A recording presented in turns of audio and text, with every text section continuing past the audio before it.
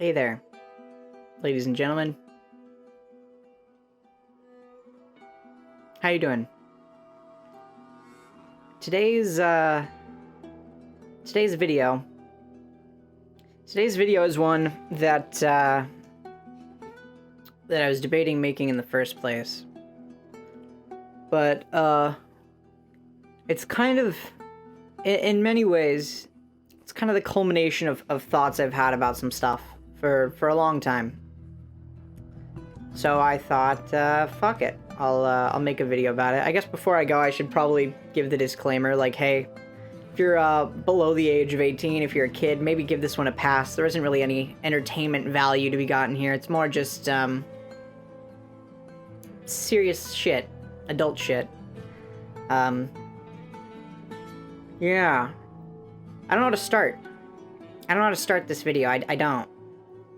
Like, I have the stuff I want to talk about on screen, but I don't know how to start. I guess I'll start at the beginning. Let's rewind the clock back to 2016, because this all kind of starts with the Me Too movement. It really got big then, you know, and then the crimes of the perpetrators ranged from, you know, your Dan Harmon, which, you know, it's just unfortunate, not as insanely scummy, just reprehensible kind of behavior, to your Louis C.K.'s, real scuzzbag, to your fucking Harvey Weinsteins, really just using their power as a tool for sexual favors. But while all that is obviously atrocious, it's somewhat separate from the issues I'm talking about today. I don't want the two to be conflated.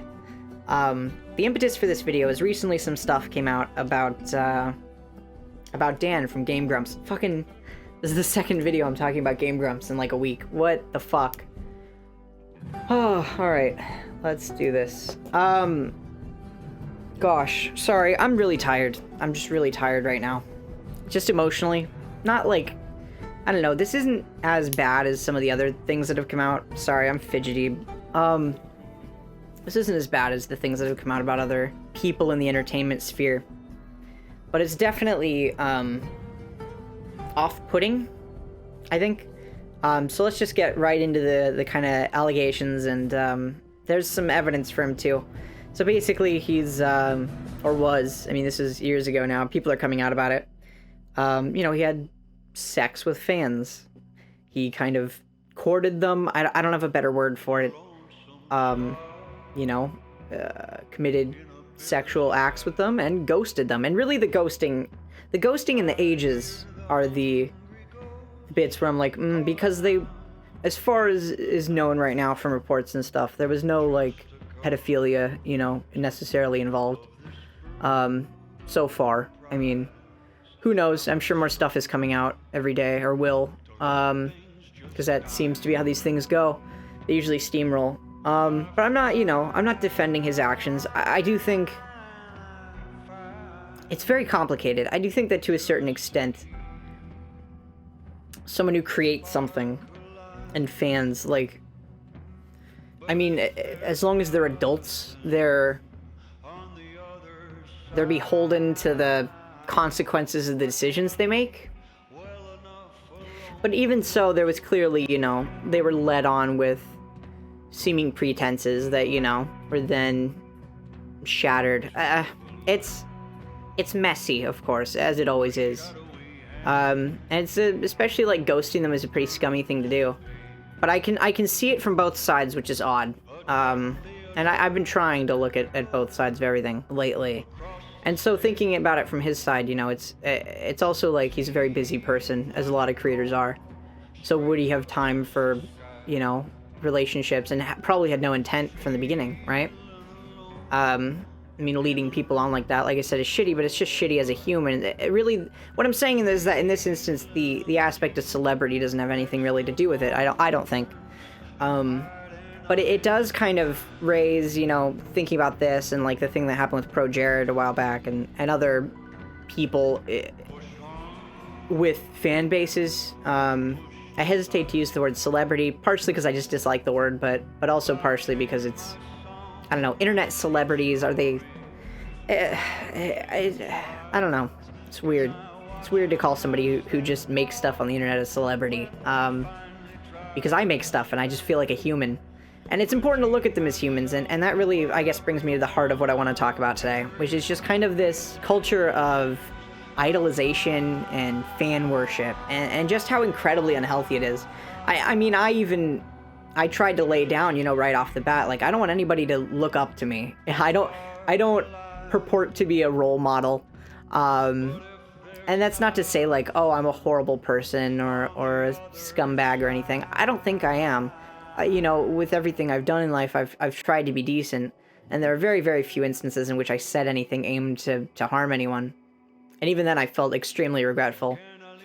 You know, can I be accountable for the shitty things I said when I was 10 at this point? I think I'm a very different person, so I don't think so, but I don't know. So you have this, you know, this one instance, but to me it just really kind of brings to light again that danger that I think people don't really think about of idolizing someone. And I think it's really shitty because, you know, we all want to have somebody to look up to. You want to have, especially people who are young and impressionable, they want to have somebody who they can hold up as like, this is the gold standard of a human. I think in religion, that's Jesus, right? I think Jesus is pretty like, this is the guy, right? But he's also dead, so it's pretty easy to have like a morality figure if they're dead, right? They can't do anything wrong at that point. I don't think anybody's gonna Me Too Jesus. I mean, it's a little late in the game for that. But putting somebody who's alive on a pedestal is just, it's incredibly dangerous and unhealthy, and it ultimately at the end it benefits no one, because you potentially put the thought into their head that they're above you in stature or you know, above consequence. I'm not saying everybody's like that. Some people start like that, some people are never like that. But yeah, that's ultimately the biggest kind of first point I wanted to get to, is just like, don't idolize people ever. Like, don't look up to me. Like, if you do, it's really an inevitability that I will disappoint you, because I think at the end of the day, whether you're making something online, whether you're working at a grocery store, you're a human, right? You're going to be frustrated. You're going to have off days. You're going to say and do things that, even if you don't mean to hurt somebody, you will. It's just an inevitability. I mean, you can't know what will hurt someone. I dealt with that a lot when I was younger. Just like, I would say something that I didn't think to be hurtful, but somebody probably had an experience that I wasn't privy to or something, and it, you know, it hurt them, and I always felt really shitty. I still carry some of those memories with me, whether they do or not. But that's really the first thing I wanted to address. And also, in opposition to the sort of power dynamic involved with the sexual activity with like Harvey Weinstein or Weinstein or whatever the fuck, and other people in like Hollywood, for instance, I think it's different when it's this sounds like weird justification. I don't know why, but I genuinely think there's a difference between that and like somebody who creates stuff online and they're fans. Not like, I'm not coming on to you, everybody. Not for me. I definitely lean more towards like monogamous desires in life, but as long as the humans are consenting adults, I think that's really the important factor. You know, and if you're ghosted, I mean, that's incredibly shitty, but you cry, you learn, you move on. It's kind of how it is. Not just among celebrities, just among humans in general. But anyway, the next thing I wanted to talk about kind of in tandem with that is that being idolized and having a fan base. I've noticed this sort of recurring trend of people, mostly on like Twitter, but all across the internet, of using their fan base as like a weapon to target other people and just tear them down. And it's just such an incredibly shitty thing to do. And I find it kind of really disgusting, honestly. I mean, I don't really have much more to say about it than that. It's just, I don't know, stop doing that. Just look at other people as humans. And alongside that too, I want to bring up this notion of like, is somebody who creates something, right? Somebody who has a community, are they responsible for their community? And I've kind of come to the conclusion that they're not. Unless you kind of egg your community on, unless you kind of guide them to target another human. I don't think that's your responsibility. At the end of the day, they're humans. They made their own decision. Groupthink is a bitch. That's how it is. It's regrettable, but I mean, I don't know, is it even your responsibility to say, like, hey, don't do that, community? Because at that point, then you're asserting a position of power within the community. Like, you're this dominant force, which kind of goes against what I was talking about earlier with idolization. It's kind of an ego trip at that point. You know, is it your position or your job to stop your community going after somebody? I don't know. I don't think there's really a good answer on that. There's the clear moralistic, like, yes, obviously, idiot. Like, tell your community to back the fuck down. But I don't know.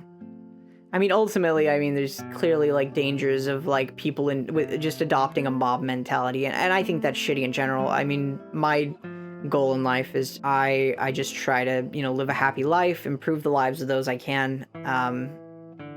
But, you know, it's just like, don't, you know, fuck. This is really hard to talk about. Partially because I'm really tired, and also just because these thoughts have been kind of bubbling around in my head. I mean, I'm sure I've mumbled under my breath this entire video like 4 times, and it came out way more coherent than it is right now.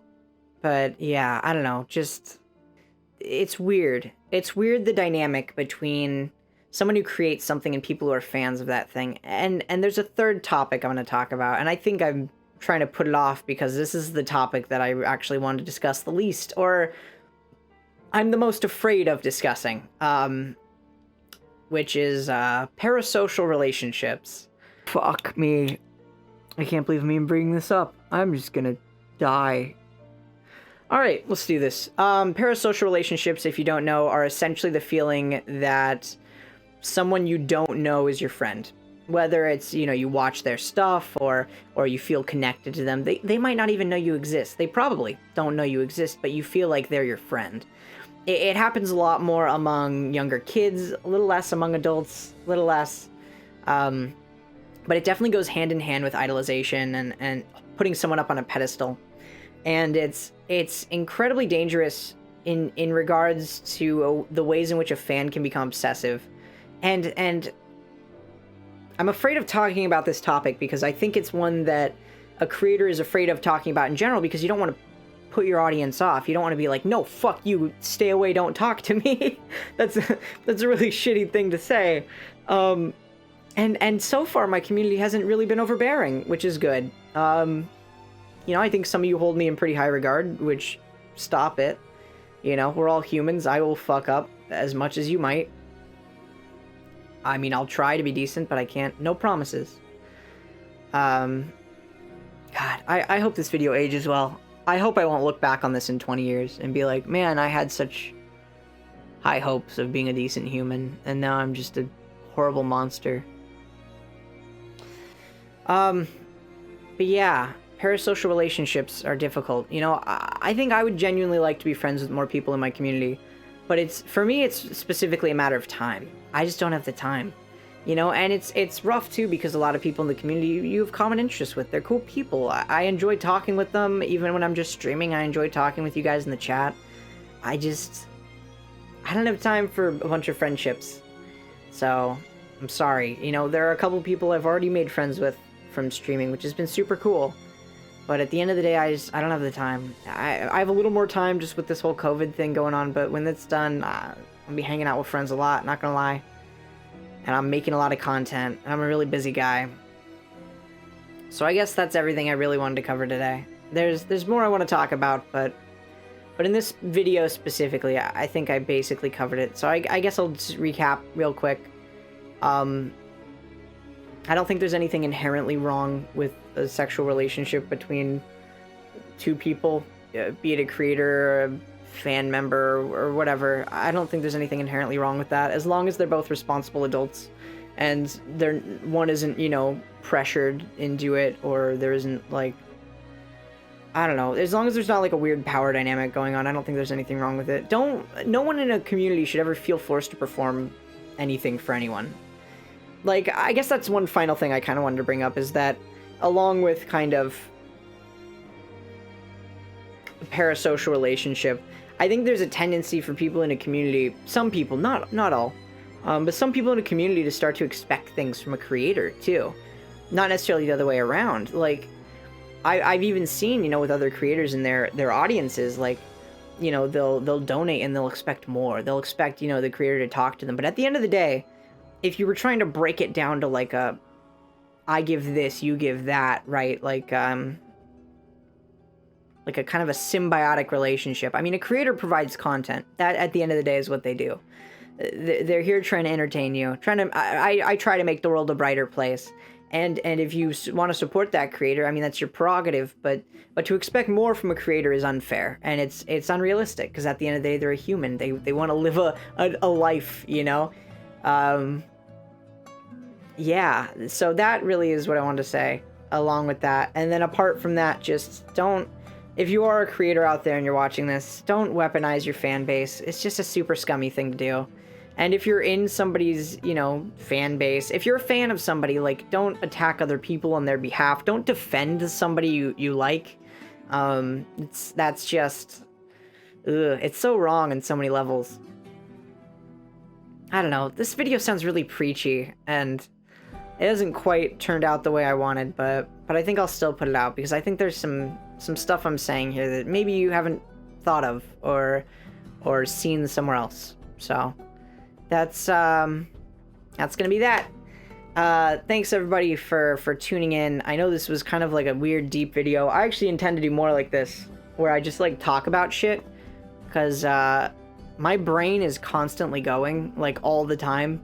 I haven't been sleeping well lately, actually, because it's just my brain won't stop. Like, I'll have a nightmare and wake up and I'll have only been asleep for like 2 hours, and it'll feel like longer, and then that'll happen again, and like I'll kind of half wake up at like 8 o'clock and then wake up at 10. It's just so, I'm just exhausted, I think, physically, and just seeing everything on the internet day after day is emotionally exhausting. But also I derive purpose from creating stuff on the internet, so it's a real fucking conundrum. Oh god, that's gonna be it for me, folks. Thank you to everybody who enjoys what I make, who supports me on Patreon. Luminous and Captain Sriracha and Lynn, thank you guys for supporting me on there. Anyone who buys merch, thank you. Thank you everyone who supports me. I genuinely appreciate it. I don't know how to end this video. So, thanks guys. Just, you know, take care of yourselves and take care of each other. And just look at each other as equals. At the end of the day, we're all humans. No matter what you make, you can make something someone loves, and you still might fuck up, you know? So just keep that in mind. And just, like I said, treat everybody as equals, right? Okay. Well, much love and respect to all of you out there. James C. Drone, signing off. All I make is cringe content on the internet. I hope it don't impinge upon your enjoyment as you sit here watching this vid. And I hope you're not a kid, 'cause this is mature shit. And YouTube never felt like a platform for me. Yeah, YouTube never really felt like home. Its algorithm is a broken joke, homie. It's crystal clear, it's all mirrors and smoke. Oh.